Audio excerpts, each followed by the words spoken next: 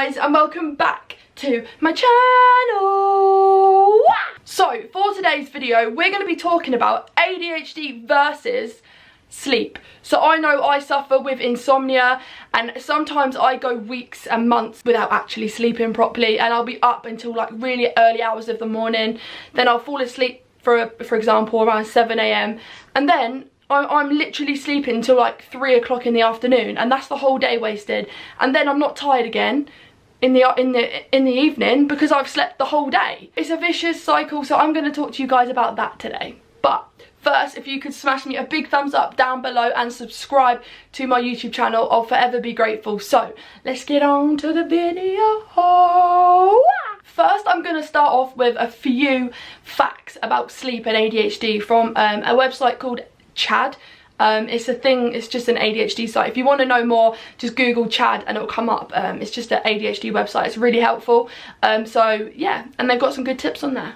So for the first fact, it is 75% of adults with ADHD suffer from some type of sleeping disorder. So I wish I was that 25% that didn't suffer, but I do. I'm in that 75% category that just cannot sleep. Just, yeah. Many people with ADHD also suffer with daytime sleepiness and feeling just drowsy. You know, your energy levels drop drastically. It's quite sporadic as well. You just feel like drained like instantly, and it's like, whoo.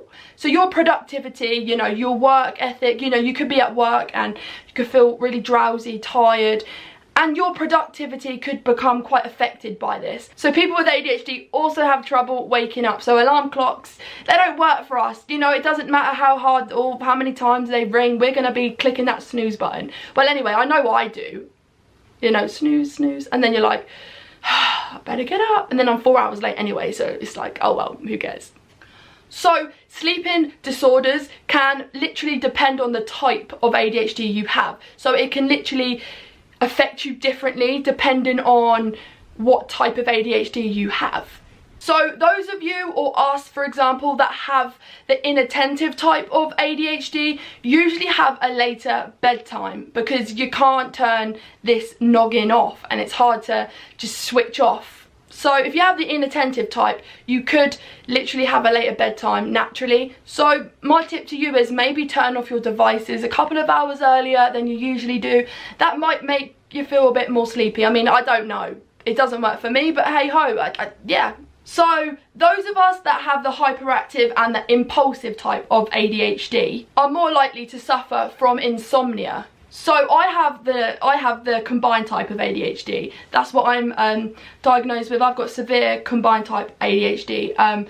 So yeah, this is what I'm more likely to suffer with. So those of us with the combined hyperactivity, impulsive and inattentive type of ADHD can experience poor sleep quality and a later bedtime. So we could go to sleep early, but we are like a really light sleeper, and we don't necessarily have a deep sleep, and we can wake up feeling even groggier than what we did before we went to bed, because sometimes it's just a poor quality of sleep. So, and yeah, I mean, I have a really late bedtime, like I just said. I sometimes don't fall asleep till 7 AM the next morning.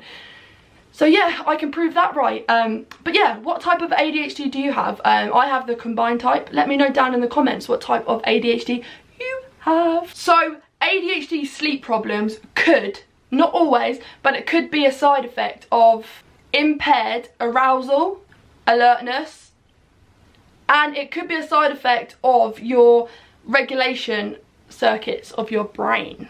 Those children and adults that have issues sleeping and have a sleep disorder, they are usually reported to have more kind of intense and more severe traits with ADHD, and they are also supposedly meant to live maybe a more lower quality kind of day-to-day life.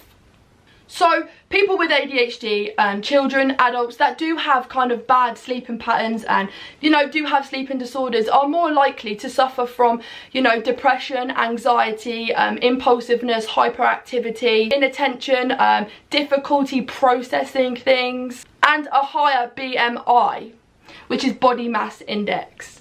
See, I did listen in science. See, I did. So if you do have trouble sleeping, I guarantee your moods and your kind of emotional regulation I bet that's affected, because I know for me it is affected kind of all the time. You know, if I don't, like I said, if I don't sleep, I'm more moody and I'm more kind of snappy at people, and people are like, whoa. But I like sharing the facts with you, because some people, you know, still don't believe that ADHD is an actual thing. And I like to give people facts, because it's like, if I'm trying to raise awareness, I want people to know that scientists have actually, you know, found links between certain things. And I find it super helpful with percentages, like 75%. That's a huge proportion of adults with ADHD, you know. That's not a small, if it was like 2%, I'd be like, not a lot of people will be suffering from this. But 75%, so I know a lot of you guys will probably have issues sleeping. And it's really interesting that, you know, depending on your type of ADHD, it can really kind of depend on how it affects you day to day. So like I say, I'm combined type of ADHD, and it does affect me. I do have a poor kind of sleep quality. I can sleep hours and still feel even worse when I wake up. And I usually wake up really like moody. Like I don't know why, but I wake up angry a lot of the time if I don't have a good amount of sleep, which is pretty much every day. So yeah, so I just wanted to raise a bit of awareness about ADHD, insomnia, sleeping disorders, because it does happen. I've got it, you've probably got it, your friend's probably got it, your mum's probably got it, she's got ADHD, your dad's got it. You know, it is annoying, and it's hard, and it's really, really hard. And when you can't sleep, I mean, I know you can get sleeping pills, but if I start popping all these new pills, I'll be taking ADHD medication, then I'll be taking like sleeping medication, antidepressants, B12 stuff. I'll be like, you may as well call me Molly the chemist. I'll start my own Molly the chemist up, like, because... But I just want to say thank you so much for watching. Thank you for supporting me. But there's something I really want to tell you, that my book is now ready to pre-order. The link will be down in the description. Let me know if you're going to buy it, ebook. Just let me know. I'll be really interested, and I'll be so thankful if you do. I really want to get my story out there. I want other people to know they're not alone. So yeah, thank you so much for watching. I'll see you next time. Bye.